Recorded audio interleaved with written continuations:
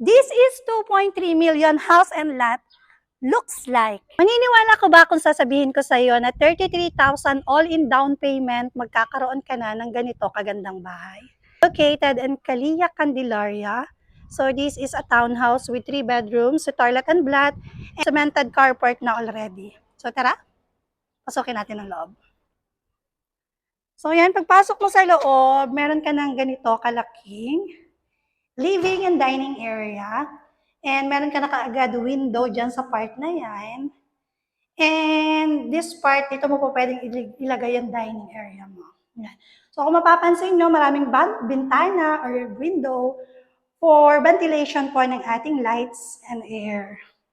And sa likod, meron ka dito service area na napakalaki. So this one is provision for dirty kitchen and laundry area. Ayan. And meron ka na rin sariling toilet at bath dito sa likod ng inyong bahay.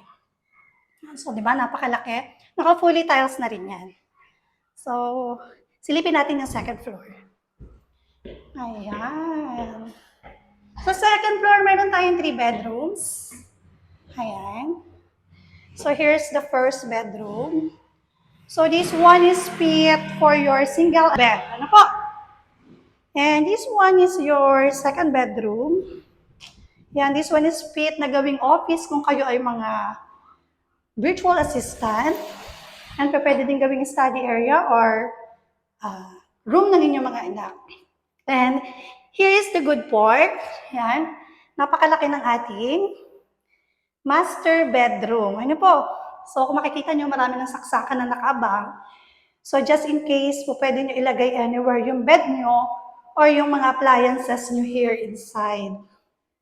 So, ayan. So, dito sa room na to is kasyahan hanggang queen size bed. Ano po?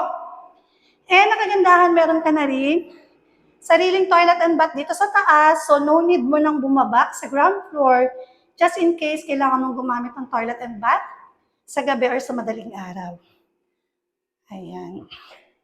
So, that is our quick video tour here in Calilla, Candelaria para doon sa ating townhouse unit. Nakagandahan po doon sa mga available na unit na meron tayo is napakalapit lang po niya sa ating amenities, which is doon po sa ating swimming pool and sa ating clubhouse. Ayan. Kaya kung ready ka na to own your house and lot here in Calilla, Candelaria, just comment how at isasan ko sa iyo ang buong details. Bye!